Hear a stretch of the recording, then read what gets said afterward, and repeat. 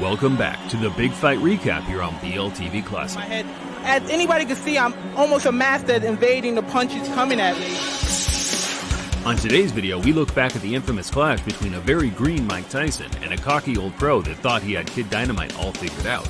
I keep him in the middle of the ring, and I can punch it. I'm not better than Tyson.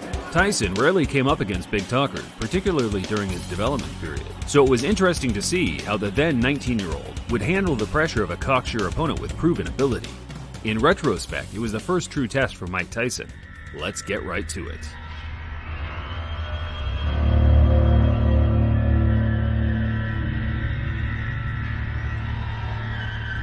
With only a couple of tight-knit losses to the highly rated James Broad and Big John Tate, Donny Long was back.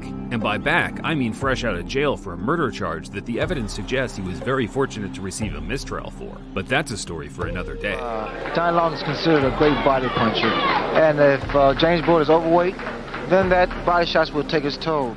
Donny Long was a full-time street drug dealer and part-time boxer, and while he certainly had reasonable fighting talent, it was his charismatic style that granted him television spots early on in his career. And still undefeated, Big James Broadaxe Broad! Broad was one of Tyson's main sparring partners during this time and considered a genuine heavyweight contender despite only having a handful of fights. And that gave Long a lot of confidence, seemingly too much confidence. I'm in good shape, I feel sharp, and I feel like I can outbox Tyson. Well, that's what I was going to ask you. You felt that Tillman in the Olympic trials outboxed Tyson, used his lateral movement and good jab, and those are skills you have, but you can punch also. Yes. I plan on boxing Tyson, too. I think that I can box as good as he can, and I keep him in the middle of the ring, and I can punch it. I'm not better than Tyson. Long wasn't the first or last person to use Tyson's loss to Henry Tillman in the amateurs as a confidence booster. While Tillman was able to effectively run for 5 minutes and nick a decision back in 1984, Tyson's style was always more geared towards the pros, having the freedom to create openings without every jab landing on him, putting him on the clock. You know, I never get frustrated because I know we have a 10-round limit. And the crop of heavyweights nowadays having a little difficulty going the full 10 round. Tyson was a different beast in the pros, and he entered the ring with a record of 8-0 with 8 KOs. In the opposing corner, Long possessed a record of 15-3 with 10 finishes inside the distance. 39 seconds into the first round, his fifth first-round knockout in his 8 professional fights.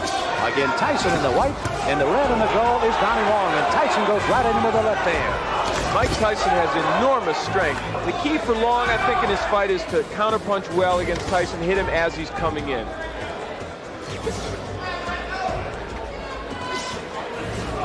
Tyson again, another one of those fresh youngsters, only 19 years of age. Long is 27. Oh, wow. Well, that was quick. Tyson dropped Long with a sweeping left hand 30 seconds into the fight. And while Long did make it back to his feet, you could see he barely had his legs under it. Cappuccino looking on closely. You see Long holding those gloves up to say he's all right, but is he? Here comes Tyson. Left hand again. And as Tyson comes out with a strong right-hand barrage again. This is as bad as I've ever seen Donny Long look, but give Tyson credit. That's it. Wow. The left hand puts him down. He collapses, and this one is over as the doctors rush into the ring. Make no mistake about it. That was a good performance. A handful of heavyweight contenders were ringside, and Tyson issued a warning for all of them during his interview with Al Bernstein after the fight. Earlier in the day, I really thought that Donny Long would be a fairly tough opponent for you. He wasn't.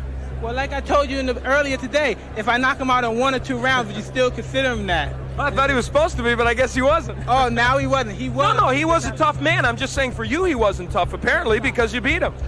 I knew from the beginning, but everybody else knew that it was no comp. It was no comp. Let's like the rest of it. A lot of people came to look. Jesse Ferguson came to look. The Fraziers came to look. James Broad was out there. All of you come get some, because Mike Tyson's out here. He's waiting for you. All come get some. The loss took a heavy toll on Long's career and his personal life. He only fought 7 times after and lost 6 of those by taking a substantial beating each time.